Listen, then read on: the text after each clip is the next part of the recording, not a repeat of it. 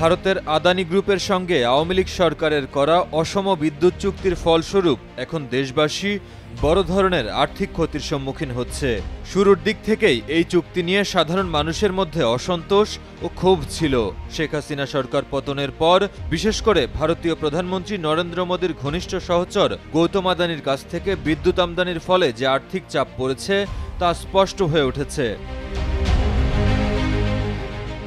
এখন এই চুক্তির আওতায় বিদ্যুৎ আমদানি করতে গিয়ে কিছু অসঙ্গতিও সামনে আসছে, যার ফলে শুল্ক ফাঁকির খেসারত দিচ্ছে। বিদ্যুৎ উন্নয়ন বোর্ড পিডিপি এখন একদিকে বাড়তি শুল্ক আরেকদিকে উচ্চ হারে সুদ পরিশোধ করতে বাধ্য হচ্ছে। এই পরিস্থিতি দেশের বিদ্যুৎ খাতের জন্য বেশ কঠিন হয়ে দাঁড়িয়েছে।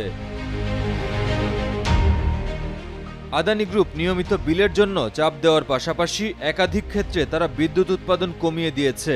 আওয়ামী লীগ সরকার পতনের পর এই চুক্তির নানা সমস্যা সামনে আসতে শুরু করে। একদিকে পিডিবি তাদের দায় পরিশোধের জন্য প্রয়োজনীয় শুল্ক ফাঁকি দিচ্ছে, অন্যদিকে আদানি গ্রুপ অতিরিক্ত পাওনা দাবি করে যাচ্ছে। একমাত্র ওয়ালটন এসি দিচ্ছে 1 বছরের রিপ্লেসমেন্ট গ্যারান্টি। কাস্টমস গোয়েন্দা ও তদন্ত অধিদপ্তরের অনুসন্ধানে জানা গেছে, আদানির কাছ থেকে বিদ্যুৎ আমদানির সময় শুল্ক ফাঁকির পরিমাণ ছিল প্রায় 40 কোটি মার্কিন ডলার, যা বাংলাদেশি মুদ্রায় প্রায় 4800 কোটি টাকা।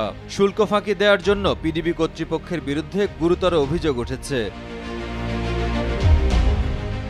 তথ্য অনুযায়ী বাংলাদেশে ভারত থেকে বিদ্যুৎ আমদানি করতে 2024 সালের জুলাই পর্যন্ত 128 কোটি 18,43,442 ডলারের বিদ্যুৎ আমদানি করা হয়েছে।